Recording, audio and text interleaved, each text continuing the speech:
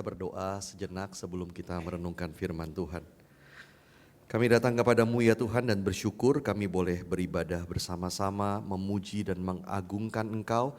Karena Engkau layak ya Tuhan untuk dipuji dan diagungkan. Dan biarlah Engkau yang menerima penyembahan kami. Dan sekarang Tuhan berkati kami pada waktu kami membaca, merenungkan sebagian dari firman-Mu. Biarlah Engkau yang hadir di tengah-tengah kami, Engkau menguasai hati dan pikiran kami. Di dalam nama Tuhan Yesus kami berdoa dan bersyukur. Amin. Selamat pagi saudara. Nah saudara, kita masih di dalam seri khotbah Tesalonika dan hari ini kita meneruskan pembahasan kita.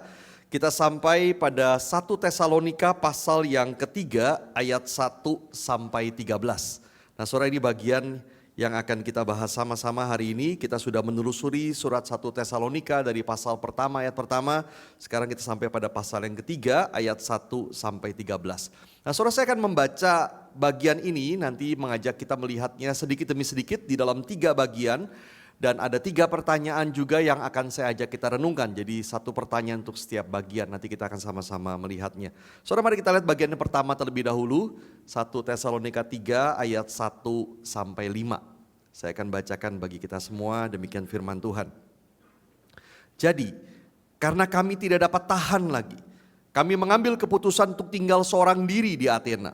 Lalu kami mengirim Timotius, saudara kita dan rekan sekerja Allah dalam pemberitaan Injil Kristus, untuk menguatkan hatimu dan memberi dorongan demi imanmu, supaya tidak seorang pun digoyahkan oleh kesusahan-kesusahan ini. Kamu sendiri tahu bahwa kita ditentukan untuk itu, sebab juga waktu kami bersama-sama dengan kamu, telah kami katakan kepada kamu bahwa kita akan mengalami kesusahan. Seperti yang kamu ketahui, hal itu telah terjadi. Itulah sebabnya ketika tidak dapat tahan lagi, aku mengirim dia supaya aku tahu tentang imanmu. Karena aku khawatir kalau kamu telah dicobai oleh si penggoda dan kalau usaha kami menjadi sia-sia. Nah, saudara, sampai sedemikian jauh dulu kita baca. Nah, saudara, minggu lalu Pastor Vanuel sudah membahas bagian sebelum daripada bagian ini, dan di sana Rasul Paulus menyampaikan betapa rindunya dia untuk bertemu dengan jemaat Tesalonika. Dia sangat ingin berjumpa kembali dengan mereka, dan dengan kerinduan yang besar itu sudah beberapa kali sebetulnya dia berusaha untuk mengunjungi jemaat Tesalonika, tetapi selalu ada halangan, selalu tidak pernah dia berhasil.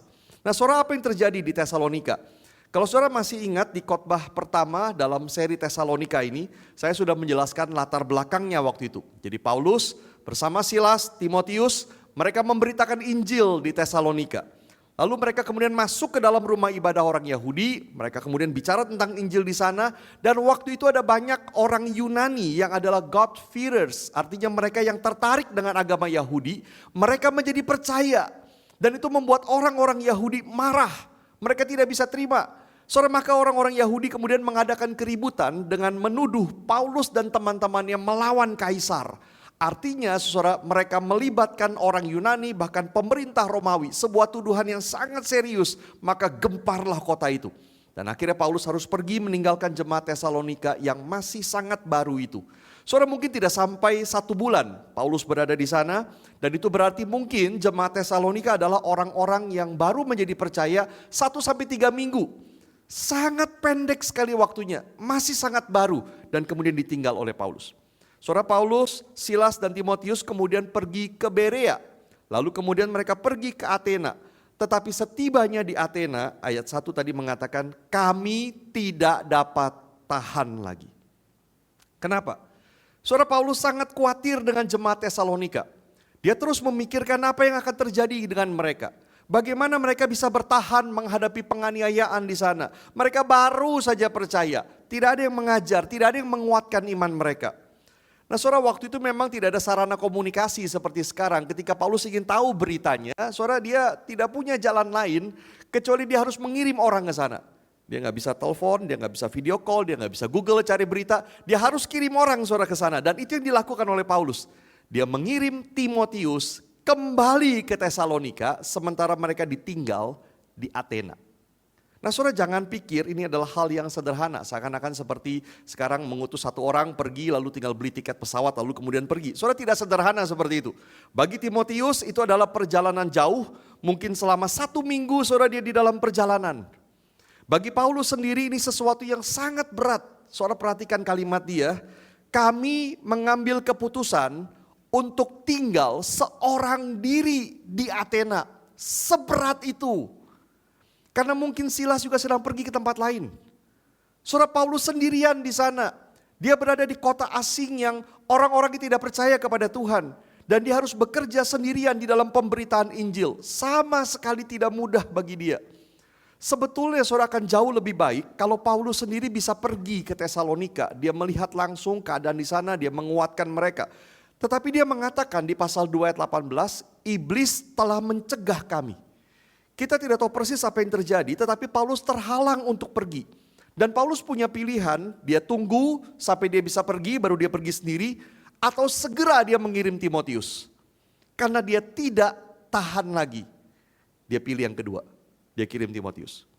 Saudara, dia begitu khawatir dengan keadaan jemaat Tesalonika, dia khawatir mereka tidak bertahan di dalam penganiayaan, dia khawatir iman mereka akan goyah, maka Paulus membuat pilihan bukan soal apa yang nyaman bagi dia, tapi apa yang paling baik untuk jemaat Tesalonika.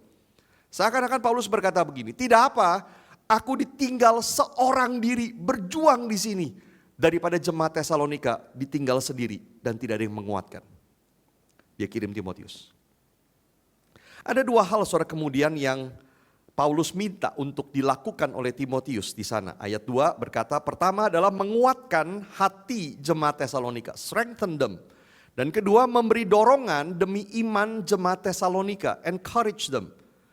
Saudara, tujuan dia adalah supaya tidak seorang pun digoyahkan oleh kesusahan-kesusahan ini. Nah saudara, kesusahan atau penderitaan yang dimaksud Paulus adalah penganiayaan. Saudara, jemaat Tesalonika menghadapi kesusahan, penderitaan, penganiayaan itu pertama adalah dari orang-orang Yahudi yang marah kepada mereka karena mereka sekarang mengikuti Yesus. Saudara bisa dibayangkan tadinya orang-orang ini datang ke rumah ibadah orang Yahudi sebagai God-fearers, orang-orang yang tertarik dengan agama Yahudi. Mereka belajar dari orang-orang di sana. Ada yang mungkin kemudian menjadi guru bagi mereka, ada yang menjadi teman bagi mereka. Tetapi sekarang semua mencibir mereka karena mereka percaya kepada Yesus. Dan yang kedua adalah dari orang Yunani sendiri. Saudara, bagi orang Yunani sebetulnya tidak masalah mereka menyembah Yesus. Karena orang Yunani menyembah banyak dewa, tambah satu menyembah Yesus, tidak masalah bagi mereka. Tapi yang menjadi masalah adalah ketika orang-orang Kristen ini tidak menyembah lagi dewa-dewa yang lain. Itu masalah bagi mereka.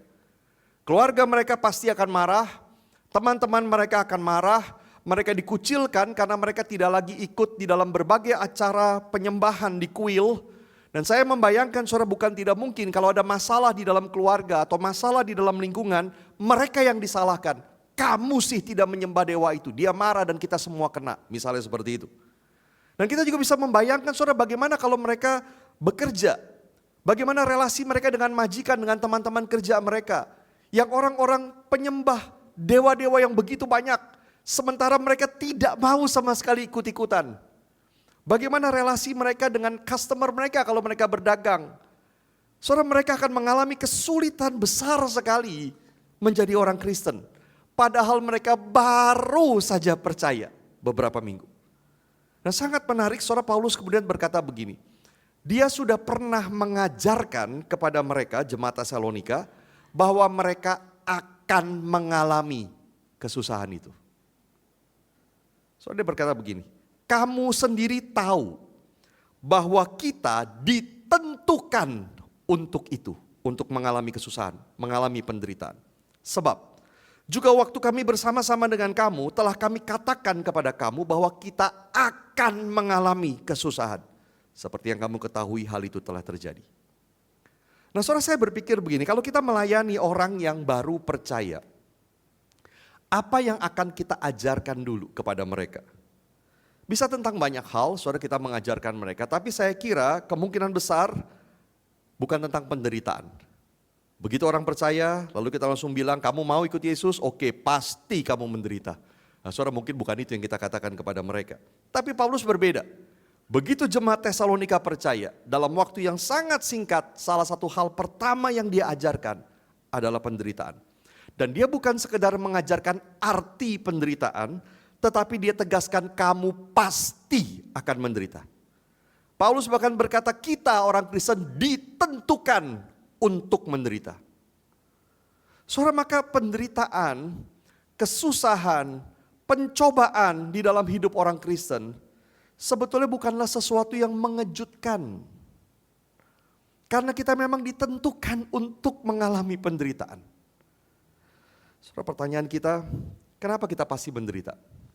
Mengapa? Paling tidak saudara ada dua alasan besar. Yang pertama, karena kita hidup dalam dunia yang berdosa. Saudara, dunia ini sudah rusak karena dosa. Di dalam dunia yang rusak karena dosa ini, ada banyak hal yang tidak beres. Dari penyakit, bencana alam maupun kejahatan. Karena orang-orang berdosa di sekitar kita, ketika mereka berbuat dosa, ada korban. Dan tidak mungkin kita selalu luput dari semua itu. Saudara, waktu kita percaya kepada Tuhan, apakah kita berharap bahwa kita akan selalu luput dari penderitaan? Kita mau kecelakaan, mobilnya tidak kena nabrak kita. Ada orang sakit dekat-dekat dengan kita, virusnya semua belok, nggak kena dengan kita. Waktu kita mau ditipu, mendadak yang mau nipu sakit jantung mati, batal kita ditipu. Apakah itu saudara kita harapkan? Tanpa sadar sebetulnya banyak orang Kristen berharap seperti itu. Ketika kita mengalami kesusahan, kita mengalami sakit, kita mengalami penderitaan, kita bilang Tuhan mengapa engkau biarkan? Memang dunia seperti ini. Saudara, dan ketika terjadi saudara, kita sebetulnya tidak perlu kaget. Dunia berdosa, rusak, dan kita tidak luput karenanya. Saudara, kalau orang lain bisa sakit, kita juga bisa sakit. Kalau orang lain bisa dilukai, kita juga bisa dilukai. Kalau orang lain bisa berduka dan mati, kita juga bisa mengalami itu. Karena kita memang sama-sama hidup dalam dunia yang berdosa. Tapi alasan yang kedua saudara, mengapa kita menderita, adalah justru karena kita adalah anak-anak Allah. Saudara, penderitaan tidak terhindarkan karena dunia dan setan melawan kita. Saudara, kita mau bertumbuh, kita mau setia kepada Tuhan, kita ingin melayani Tuhan.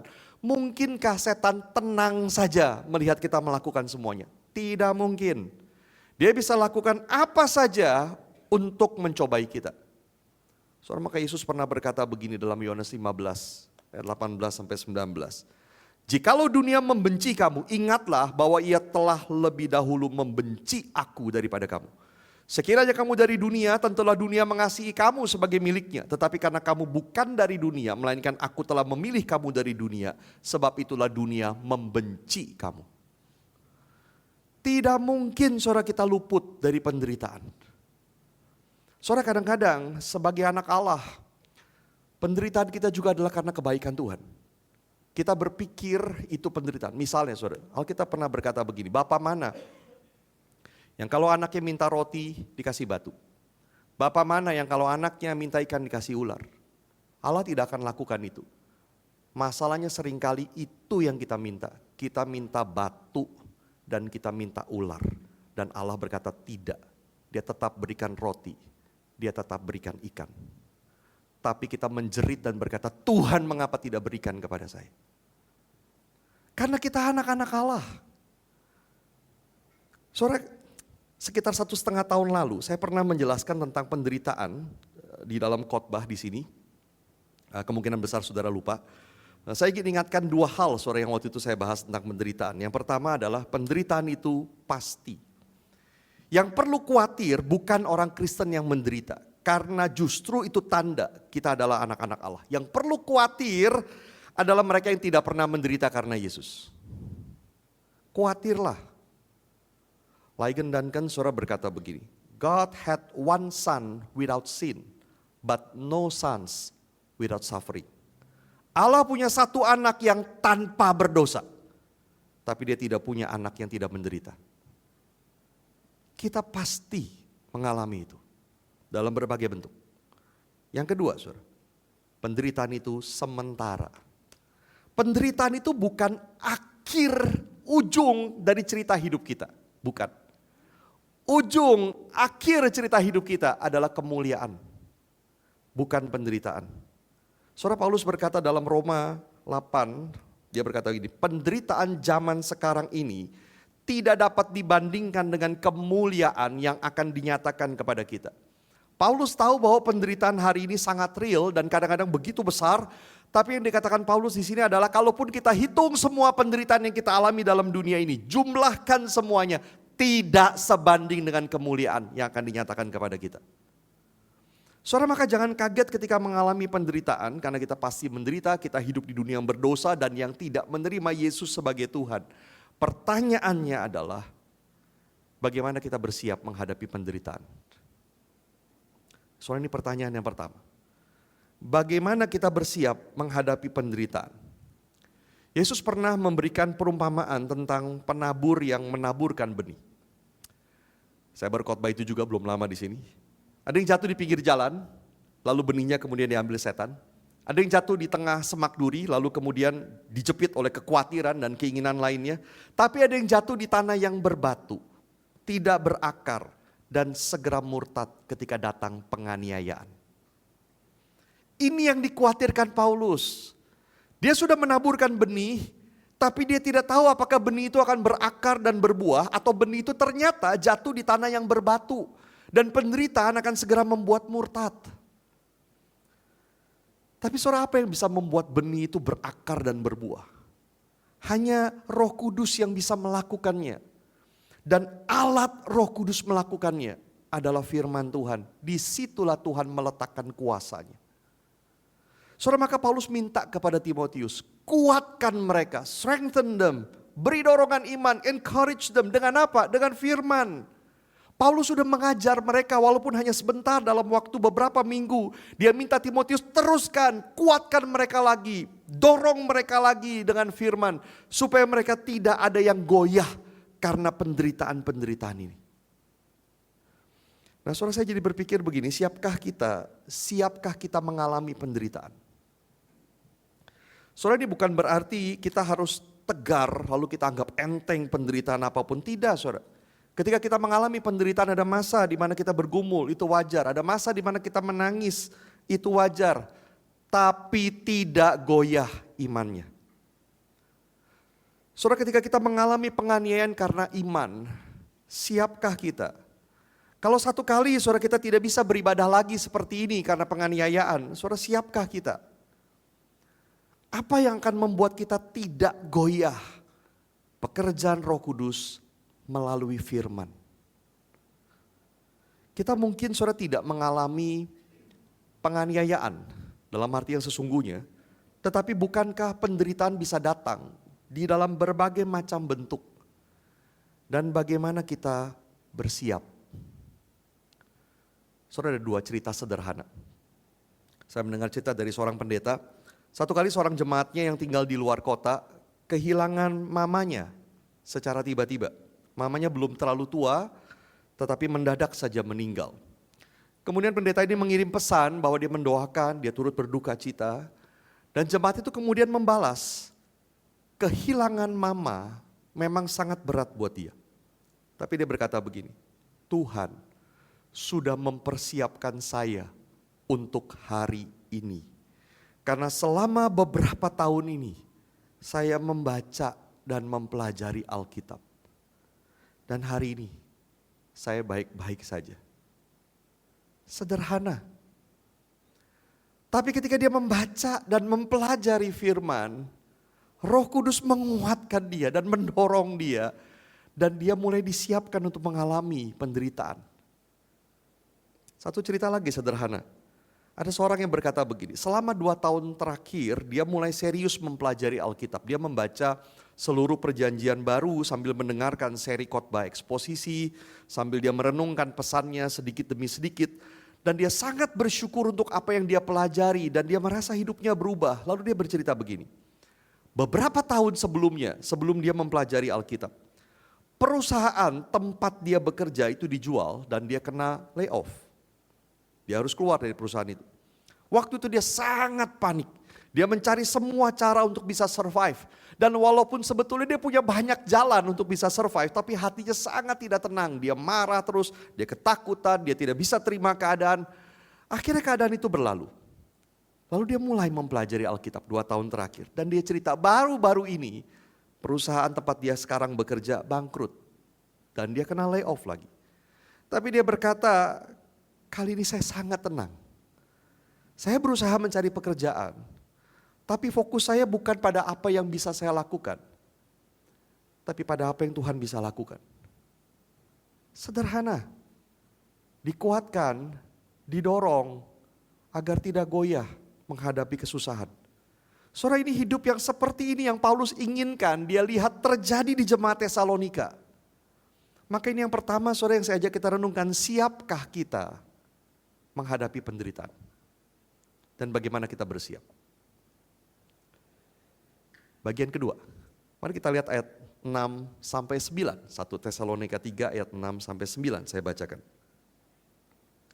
Tetapi sekarang setelah Timotius datang kembali dari kamu dan membawa kabar yang menggembirakan tentang imanmu dan kasihmu, dan bahwa kamu selalu menaruh kenang-kenangan yang baik akan kami dan ingin untuk berjumpa dengan kami seperti kami juga ingin untuk berjumpa dengan kamu. Maka kami juga saudara-saudara dalam segala kesusahan dan kesukaran kami menjadi terhibur oleh kamu dan oleh imanmu.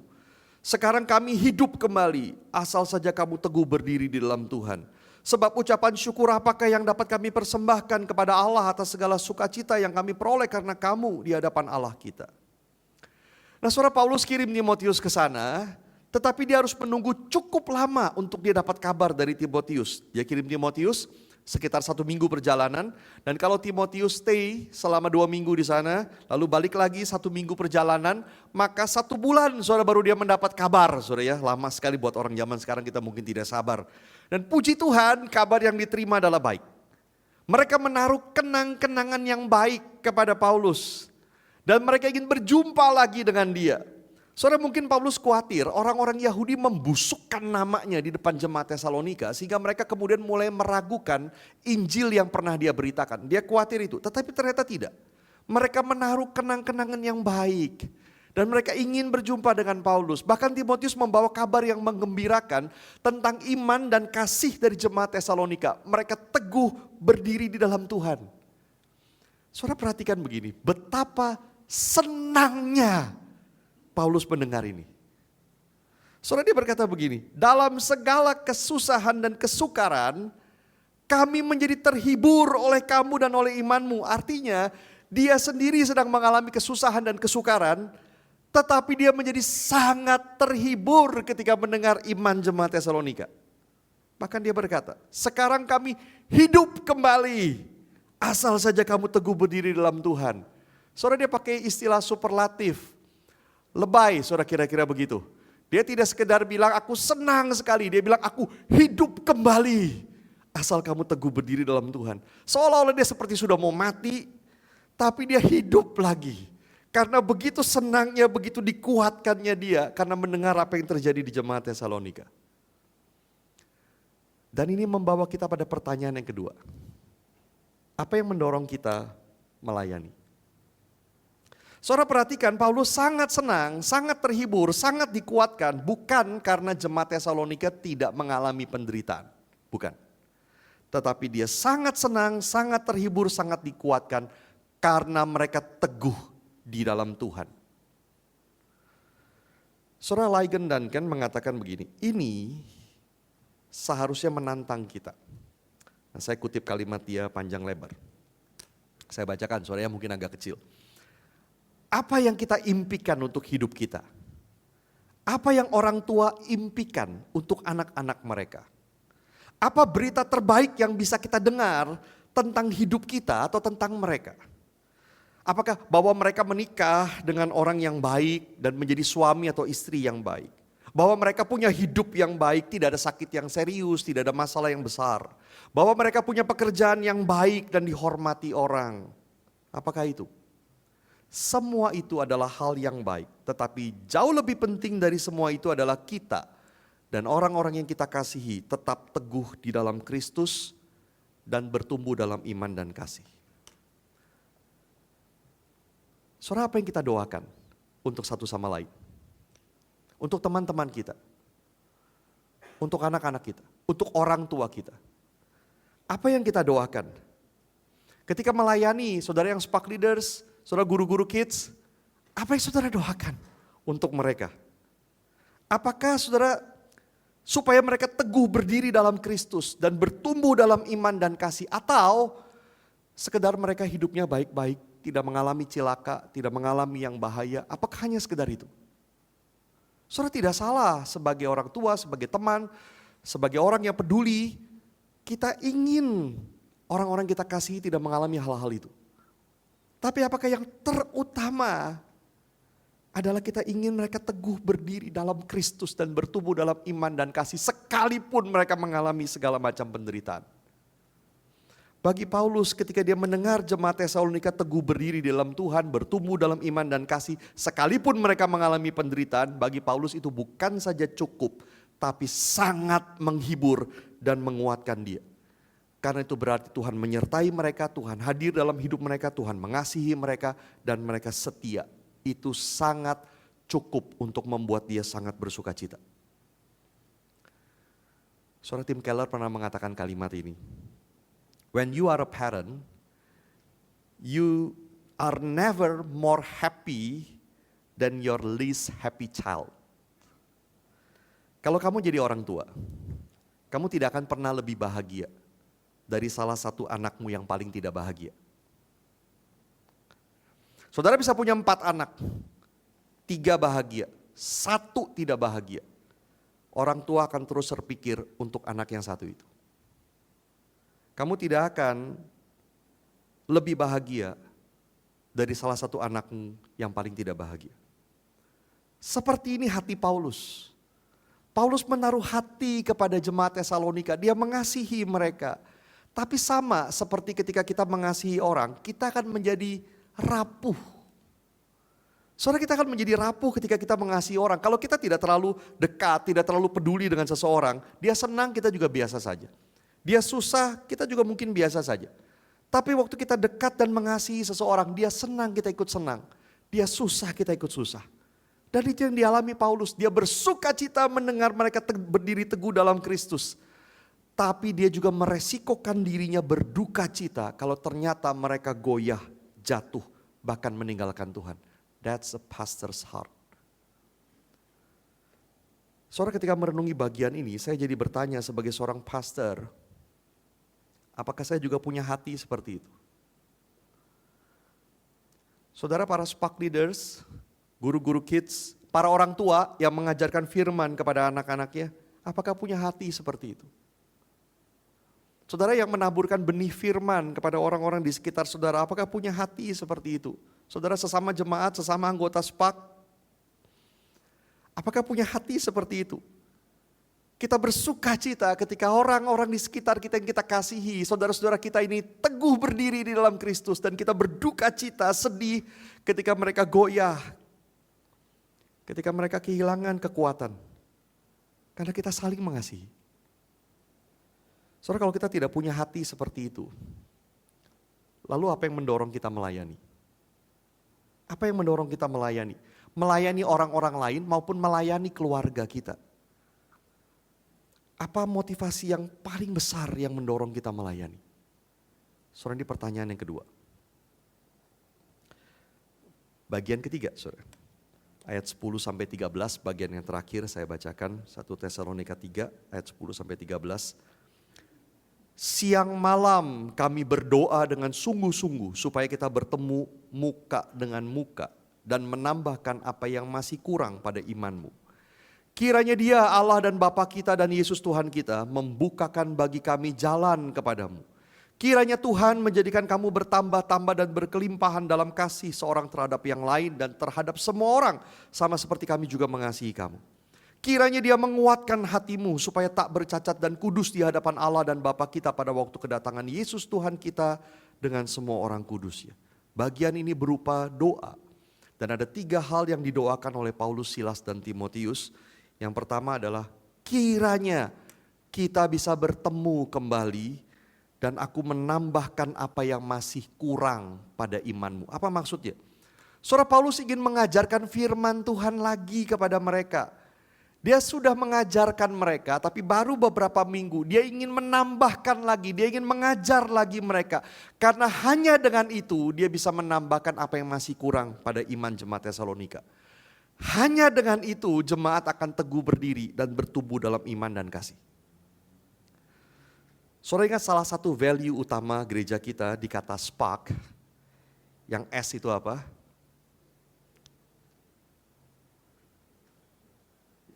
Apa saudara? Oh, puji Tuhan saudara ya, masih ingat bukan gitu S, bukan begitu. Saudara, kita percaya begini, Allah meletakkan kuasanya di dalam Alkitab. Dan itulah yang akan membuat kita teguh berdiri di dalam Kristus dan bertumbuh dalam iman dan kasih. Maka kita sangat menekankan pengajaran Alkitab. Dan yang kedua saudara, doa Paulus. Kiranya Tuhan menjadikan kamu bertambah-tambah dan berkelimpahan dalam kasih seorang terhadap yang lain dan terhadap semua orang. Nah, saudara ingat value utama lain di kata spark yang A itu apa? Abundant in love, puji Tuhan, saudara ya masih ingat. Berkelimpahan dalam kasih. Saudara, ini tujuannya. Paulus berdoa supaya Tuhan buka jalan, supaya dia bisa mengajarkan lagi firman Tuhan kepada jemaat Tesalonika. Supaya mereka bertambah-tambah dan berkelimpahan dalam kasih seorang terhadap yang lain. Artinya kepada sesama jemaat. Dan terhadap semua orang, artinya kepada siapa saja. Saudara, kalau kita tidak mengerti hal ini, kita tidak mengerti untuk apa kita belajar firman Tuhan. Untuk apa Bible study di SPAK. Atau kita baca buku, atau kita ikut seminar. Bukan supaya kita makin banyak tahu tentang firman Tuhan, bukan itu tujuannya. Tujuannya adalah hidup kita berubah. Jadi makin teguh di dalam Kristus, tidak goyah sekalipun di tengah penderitaan. Dan kita bertumbuh di dalam kasih, semakin mengasihi Tuhan, semakin mengasihi satu sama lain, mengasihi semua orang, berlimpah di dalam kasih. Itu tujuannya. Dan yang ketiga saudara, dia berdoa kiranya Tuhan menguatkan hatimu supaya tak bercacat dan kudus di hadapan Allah pada waktu kedatangan Yesus. Nah saudara, ini membawa kita pada pertanyaan yang ketiga. Bagaimana kita harus hidup di hadapan kedatangan Tuhan Yesus? Saudara, siapa sih sebetulnya yang bisa tak bercacat dan kudus di hadapan Allah nanti? Hanya mereka yang dikuduskan oleh Tuhan Yesus. Saudara, kita tidak akan pernah bisa tak bercacat, sempurna, kudus di hadapan Allah, tidak mungkin. Sekarang kita sudah dikuduskan, tapi kita masih jatuh lagi, kotor lagi, hancur lagi. Tapi karena Yesus sudah mati bagi kita, maka dia terus menguduskan kita. Sampai akhirnya nanti perfect, tak bercacat kita dijadikan oleh dia. Di akhir zaman, on that day, Allah akan melihat kita perfect karena Yesus. Saudara, salah satu hal yang sangat menonjol dalam surat 1 Tesalonika adalah perspektif akhir zaman. Bahwa satu kali nanti Tuhan Yesus akan datang kembali dan kita semua akan dihakimi. Tapi bagi kita yang percaya, hari itu bukanlah hari yang mengerikan, tapi itu adalah hari kemuliaan. Karena kita akan dikuduskan sampai tak bercacat oleh Yesus yang sudah mati bagi kita. Kalau saudara perhatikan surat 1 Tesalonika, dari awal ini yang terus berulang kali sudah disampaikan oleh Paulus dan akan makin jelas makin ke belakang. Pasal 1 ayat 10 misalnya, Paulus bilang begini, kamu berbalik dari berhala untuk melayani Allah yang hidup, untuk menantikan kedatangan Yesus. Kamu berbalik dari berhala untuk melayani Allah, untuk demi menantikan kedatangan Yesus. Pasal 2 ayat 12. Paulus minta kita hidup sesuai dengan kehendak Allah yang telah memanggil kita ke dalam kerajaan dan kemuliaannya. Satu kali nanti kita akan terima itu, kerajaan dan kemuliaannya. Maka hari ini hiduplah sesuai dengan kehendak Allah. Karena ada nanti janji Allah. Pasal 2 ayat 19. Paulus berkata di akhir zaman nanti kemegahan dia adalah bahwa Tuhan sudah bekerja melalui dia untuk jemaat. Kemegahan dia adalah Tuhan bekerja melalui dia untuk hidup jemaat. Terus menerus tentang akhir zaman. Demikian pula di sini. Paulus persiapkan mereka untuk menderita. Dia sudah lakukan itu. Paulus sudah menunjukkan kasihnya kepada mereka. Dia ingin mengajar mereka lagi firman Tuhan supaya mereka berlimpah dalam kasih. Dan Tuhan akan terus menguduskan mereka sampai nanti tidak bercacat. Dia ajak kita lihat ke depan lagi. Maka hari ini semua yang ditanggung, penderitaan, jerih lelah, sakit hati, semua yang dia tanggung pada akhirnya on that day akan menjadi kemuliaan. Ketika Tuhan Yesus datang, apa yang kita derita hari ini diubah menjadi kemuliaan. Maka pertanyaannya, bagaimana kita harus hidup hari ini? Saudara, kalau hari ini kita gagal dan jatuh, apakah kita putus asa? Saya memang begini, saya tidak akan bisa berubah. Saya menyerah dalam dosa. Saya memang seperti ini hancurnya. Tidak, saudara.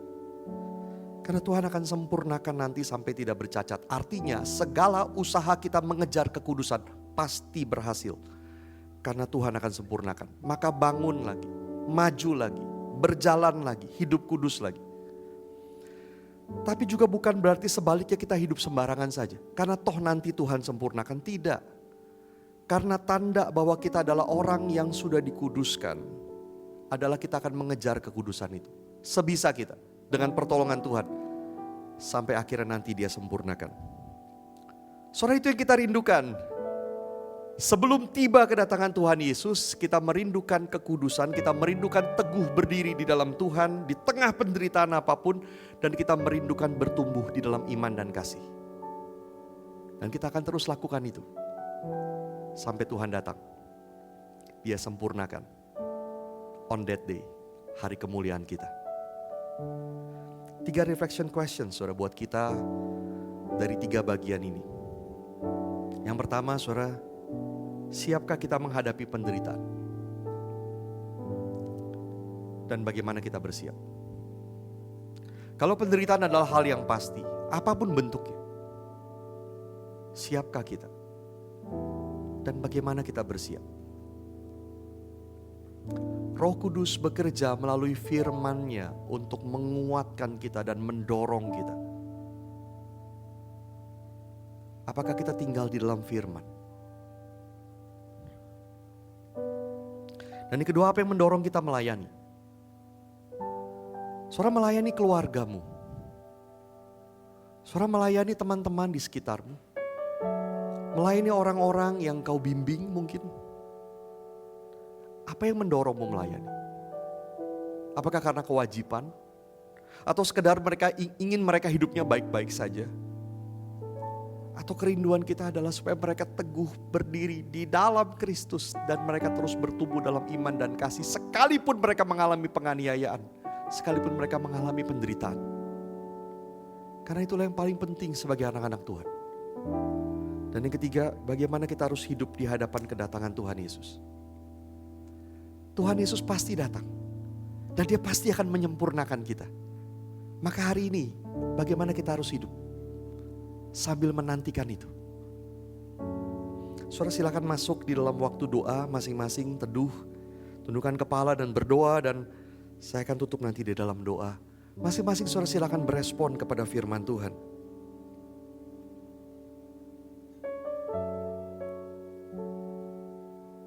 Apa yang saudara rasa Tuhan bicara, responi di dalam doa.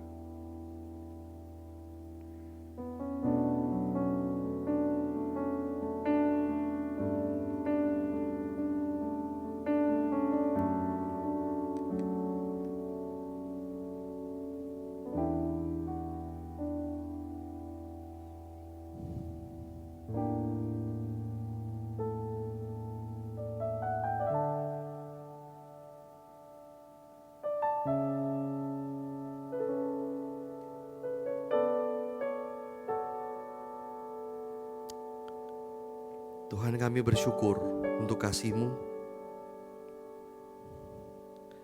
Kami bersyukur ya Tuhan, Engkau bukan saja menyelamatkan kami yang percaya, tapi Engkau terus membimbing kami dan menguatkan kami. Dan satu kali nanti Kau akan sempurnakan. Tuhan, biarlah kalau ada di antara kami yang masih belum percaya, bergumul dengan banyak hal,